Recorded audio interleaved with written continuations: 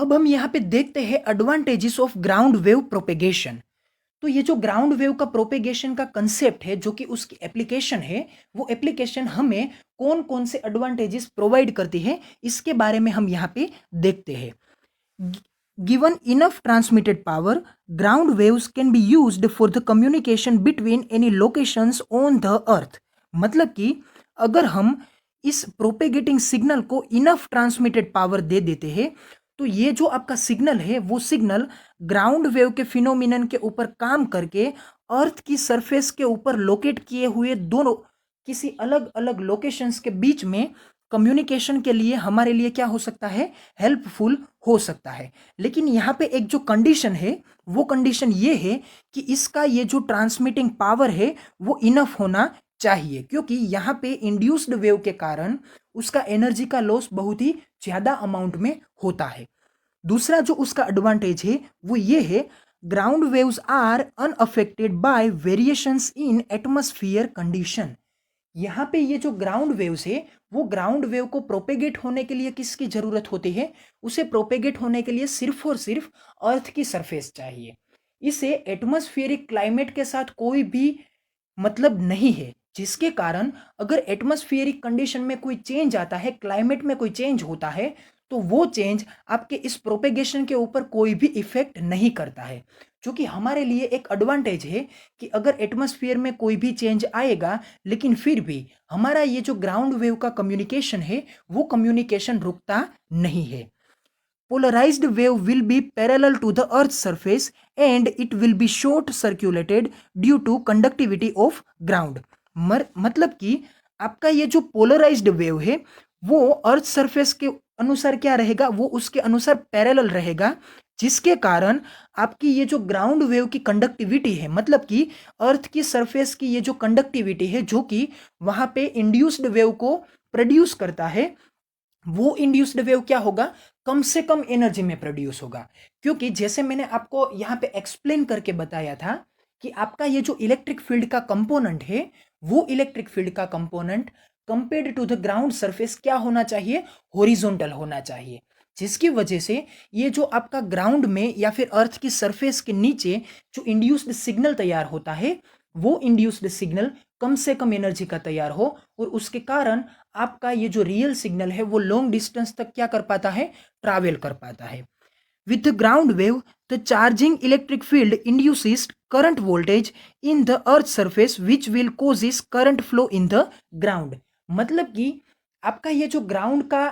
Propagation है, ये propagation का रियल सिग्नल ग्राउंड की सरफेस के नीचे क्या करता है, चार्जेस को प्रोड्यूस करता है करंटली। और ये जो चार्जेस प्रोड्यूस होते हैं करंटली, वो चार्जेस इस सिग्नल को प्रोपेगेट करने के लिए क्या करते हैं, हेल्प करते हैं। मतलब कि जिसके कारण आपका ग्राउंड वेव का प्रोपेगेशन होता है, उसी के कारण क्या होता है, उसकी एनर्जी का लॉस भी होता है। तो हमें क्या करना पड़ता है कि ये जो आपका हेल्पिंग टर्म है, मतलब कि इंड्यूस्ड सिग्नल है, वो आपके लिए हेल्पफुल है, जिसकी वजह से क्या होता है कि अर्थ के ऊपर ये आपका सिग्नल ट्रैवल कर पाता है। लेकिन उसी की वजह से वो सिग्नल है, वो सिग्नल क्या होता है,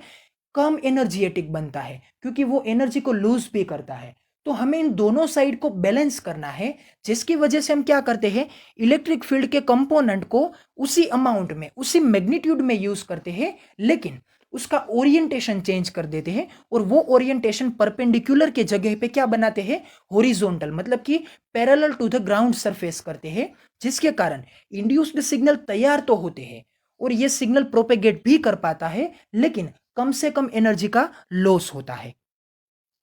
तो ये कुछ डिसएडवांटेजेस है ग्राउंड वेव प्रोपेगेशन के। Ground wave requires relatively very high transmission power lines. मतलब कि जैसे कि हमने पहले एडवांटेज में देखा था कि अगर आप सिग्नल को इनफ ट्रांसमिशन पावर देते हैं, तो वो सिग्नल अर्थ के सरफेस के ऊपर लोकेट किए गए दो किसी पॉइंट के बीच में वो प्रोपेगेशन दे सकता है। लेकिन वो कंडीशन ये थी कि आपके सिग्नल का ये जो पावर है, वो पावर कितना होना चाहिए, इनफ होना चाहिए, ज़्यादा होना चाहिए, जिसके कारण आपका ये जो सिग्नल है वो एक लोकेशन से होकर दूसरे लोकेशन तक विदाउट एनी एनर्जी लॉस पहुंच सकता है। लेकिन ये जो पावर का रिक्वायरमेंट है, वो रिक्वायरमेंट स्काई वेव और स्पेस वेव की कंपैरिजन में क्या होता है, बहुत ही ज़्यादा होता है। जिसके कारण ये जो आपका सिग्नल है उस सिग्नल को प्रोड्यूस करने के लिए हमें हायर पावर ट्रांसमिशन लाइन चाहिए होती है, जो कि हमारे लिए एक डिसएडवांटेज है। Ground waves are limited to very low frequency, therefore it requires large antenna. जैसे कि हमने इंट्रोडक्शन में देखा था एक वीडियो में कि आपका ये जो कोई भी एंटेना होता है वो एंटेना आपके प्रोपेगेटिंग सिग्नल की कंपैरिजन में कितने साइज में होना चाहिए, वो रिलेटिवली λ/4 की साइज में होना चाहिए। तो जैसे कि हमने यहाँ पे देखा था सभी अलग अलग एडवांटेजेस को अक्वायर करने के लिए कि आपका ये जो ग्राउंड वेव का प्रोपेगेशन है वो प्रोपेगेशन का लेमड़ा क्या होना चाहिए, बहुत ही ज्यादा होना चाहिए, मतलब कि लॉन्गर वेवलेंथ होनी चाहिए। तो इस लॉन्गर वेवलेंथ के कारण ये जो आपका λ/4 का फैक्टर है वो फैक्टर क्या आएगा, बहुत ही बड़ा आएगा। तो ये जो λ/4 का फैक्टर है वो फैक्टर किसको रिप्रेजेंट करता है, वो रिप्रेजेंट करता है एंटेना की साइज को। मतलब कि इस ग्राउंड वेव प्रोपिगेशन के लिए जो भी एंटेना यूज होता है उस एंटेना की साइज क्या हो जाती है, बहुत ही बड़ी हो जाती है। और जैसे कि उस वीडियो में हमने ये भी देखा था कि अगर हम बड़ी से बड़ी वेवलेंथ को यूज करते हैं तो वो एंटेना जनरली ग्राउंड के सौ ज्यादा से ज्यादा क्या होना चाहिए, नियरर होना चाहिए। क्योंकि अगर वो नियरर होगा तो ही उस बड़े से बड़े साइज के एंटेना को हम क्या कर सकते हैं, हम वहां पे अच्छी तरह से उसे मैन्युफैक्चर कर सकते हैं। तो ये हमारा बहुत ही बड़ा डिसएडवांटेज है, क्योंकि जनरल साइज में इतने बड़े एंटेनास को कंस्ट्रक्ट करना कॉस्टली भी है, और दूसरी बात ये कि इसके साइज को मेंटेन करना भी हमारे लिए क्या होता है, बहुत ही टफ होता है। क्योंकि जब हम बात करते हैं एंटेनास के बारे में तो एंटेनास में सिग्नल को ट्रांसमिट करने के लिए और रिसीव करने के लिए उसका ये जो अपेरचर होता है और उसका जो रिसीविंग पोर्शन होता है, उस रिसीविंग पोर्शन को हमें अच्छे से अच्छी तरह जियोमेट्रिकली तैयार करना पड़ता है। क्योंकि अगर उसमें कोई भी जियोमेट्रिकल डिफेक्ट होती है या फिर उसके अपेरेचर में कोई भी डिफेक्ट होती है तो उस डिफेक्ट के कारण आपका ये जो रिसीव किया हुआ सिग्नल या फिर ट्रांसमिट किया हुआ सिग्नल है वो अच्छी तरह से 100% एफिशिएंसी के साथ वहां पे लोकेट नहीं कर पाता है। तो हमें ये जो बड़ी की बड़ी साइज का एंटेना है उसे तैयार करने के लिए ज़्यादा से ज़्यादा कॉस्ट भी चाहिए होगा और ज़्यादा से ज़्यादा हमें एफर्ट भी लगाना पड़ेगा। तो ये हमारे लिए बहुत ही माइंड करने वाला डिसएडवांटेज है।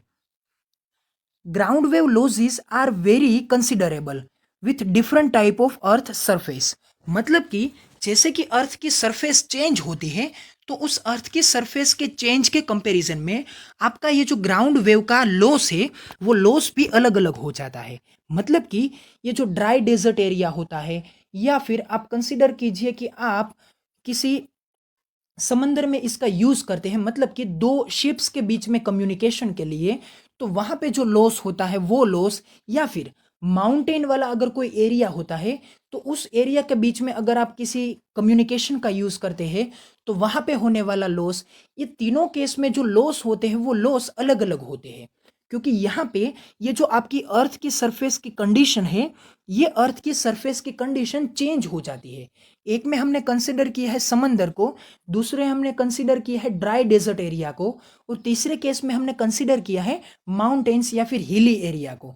तो ये जो अलग अलग सरफेस का पोर्शन होता है उन सभी अर्थ के सरफेस में आपको ये जो ग्राउंड वेव का प्रोपेगेशन है वो प्रोपेगेशन अलग अलग एनर्जी के लॉस में नजर आएगा। क्योंकि डेजर्ट का एरिया है वो डेजर्ट का एरिया कंडक्टिविटी कम से कम शो करता है, जबकि ये जो आपका समंदर का एरिया है, मतलब कि वहां पे ये जो सोल्टी वाटर है वो सोल्टी वाटर आपके सी की सरफेस के ऊपर क्या करते हैं, अच्छे से अच्छी कंडक्टिविटी प्रोवाइड करते हैं, जिसके कारण वहां पे ग्राउंड वेव अच्छी तरह से प्रोपेगेट हो सकते हैं। जबकि जब आप हिली एरियाज के बारे में बात करते हैं, माउंटेन्स के बारे में बात करते हैं, तो वहां पे आपको बेंडिंग के फिनोमिनन को बहुत ही ज्यादा माइंड करना पड़ता है। क्योंकि वहां पे बड़े से बड़े माउंटेन के बीच में ये जो आपके सिग्नल का बेंडिंग है वो बेंडिंग बहुत ही ज्यादा एफिशिएंट होना चाहिए, ताकि आपका सिग्नल एक लोकेशन से दूसरे लोकेशन तक बहुत ही अच्छी तरह से पहुंच सकता है।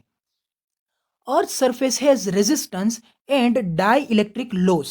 Therefore, ground waves are continuously attenuated as they propagate on the ground. तो ये जो आपकी अर्थ की सरफेस है उसका रेजिस्टेंस कितना है, बहुत ही ज्यादा होता है, और दूसरा उसका ये जो डाई इलेक्ट्रिक लॉस होता है वो भी बहुत ही ज़्यादा होता है, जिसके कारण आपका ये जो ग्राउंड वेव है वो ग्राउंड वेव अर्थ की सरफेस के कारण क्या होता है, कंटिन्यूअसली अटेन्यूएटेड होता रहता है, जिसके कारण आपके ग्राउंड वेव का ये जो डिस्टेंस है उसकी रेंज है वो रेंज कैसी हो जाती है, लिमिटेड हो जाती है। तो आगे हम ये बात करते हैं, ground waves are best propagated on conductive surface like salt water and they propagate poorly on the dry desert areas. मतलब कि ये जो आपके ग्राउंड वेव्स है जो कि मैंने आपको पहले बताया था वो सोल्ट वाटर के ऊपर अच्छी तरह से प्रोपेगेट कर सकते हैं, क्योंकि वो जो सरफेस है वो सरफेस कैसी है, कंडक्टिव सरफेस है। जबकि वो ड्राई डेजर्ट एरिया जैसे एरियाज में, मतलब कि ऐसे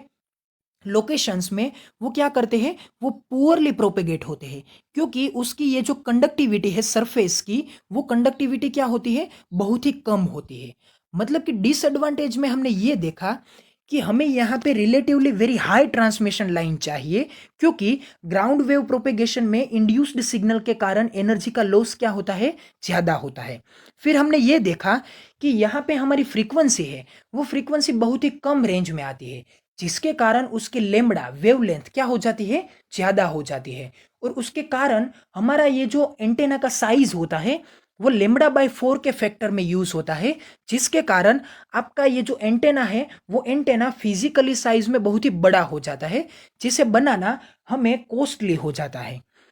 ग्राउंड वेव का ये जो लॉस होता है वो अर्थ की अलग अलग सरफेस के कंपैरिजन में अलग अलग अमाउंट में होता है। जैसे कि हमने देखा कि अर्थ की ये जो सरफेस है वो क्या है, बहुत ही ज़्यादा रेजिस्टेंस वाली है, जिसके कारण डाई इलेक्ट्रिक लॉस बहुत ही ज़्यादा होता है। लेकिन अगर आप सोल्ट वाटर के ऊपर इसका कम्युनिकेशन यूज़ करते हैं तो वो कम्युनिकेशन हमारे लिए हेल्पफुल साबित होता है, क्योंकि यहाँ पे ये जो आपका सोल्ट वाटर है वो सोल्ट वाटर कंडक्टिव होता है। जबकि जब आप ड्राई डेजर्ट एरिया के बारे में बात करते हैं तो वहाँ पे ये जो कम्युनिकेशन है वो बहुत ही पुअर होता है, क्योंकि यहाँ पे इंड्यूस्ड सिग्नल को तैयार होने के लिए जो अर्थ की सरफेस की कंडक्टिविटी चाहिए वो कंडक्टिविटी क्या होती है, कम से कम होती है।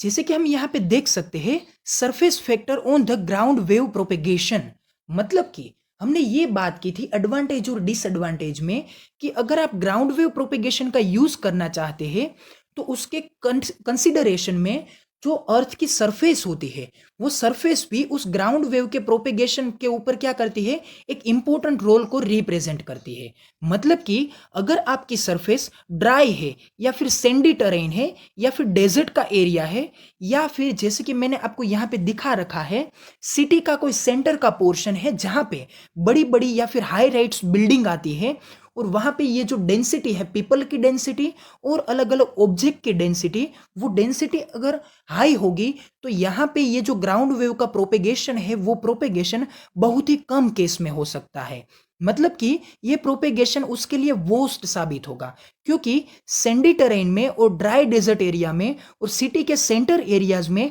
ग्राउंड वेव के प्रोपेगेशन को आप यूज नहीं कर सकते हैं, क्योंकि इन सभी कंसेप्ट में सैंडी टेरेन और ड्राई डेजर्ट एरिया में ये जो अर्थ की सरफेस की कंडक्टिविटी होती है वो कंडक्टिविटी बहुत ही कम होती है, जिसके कारण आपका सिग्नल अर्थ की कंपैरिजन में यहाँ पे इंड्यूस्ड सिग्नल को प्रोड्यूस नहीं कर पाता है और यहाँ पे ये प्रोपेगेट नहीं हो पाता है। और दूसरा रीजन ये है कि सिटी के सेंटर एरियाज में ये जो हाई राइट्स बिल्डिंग होती है ये हाई राइट्स बिल्डिंग सिग्नल को बहुत ही ज़्यादा ऑब्स्टेकल प्रोवाइड करती है और उसके कारण ये सिग्नल है ये पूरा का पूरा रिफ्लेक्ट हो जाता है या फिर एब्जॉर्ब हो जाता है, जिसके कारण ये लॉन्ग डिस्टेंस तक ट्रैवल नहीं कर पाता है। जबकि comparatively terrain with good conductivity gives the best result. Soil type and moisture content are of importance. Salty sea water is the best and rich agriculture or meshy land is good. मतलब कि ये जो आपकी agriculture की soil होती है वो soil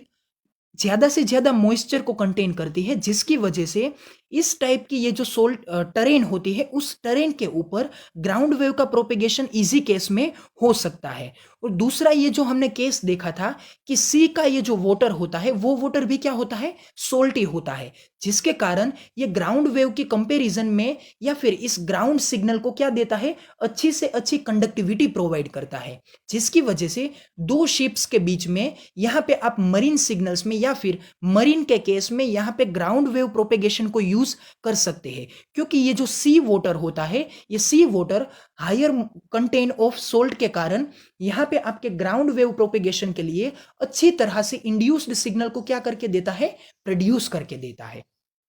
so thank you so much for watching this video. अगर आपको इस वीडियो के बारे में कोई क्वेश्चन है, अगर आपको इस ग्राउंड वेव प्रोपेगेशन के बारे में और कंसेप्ट के बारे में कोई क्वेश्चन है या फिर क्वेरीज है, तो उन क्वेरीज को आप इस वीडियो के कमेंट सेक्शन में लिख सकते हैं। मैं आपको यही कमेंट सेक्शन में इसका आंसर देने की कोशिश करूंगा।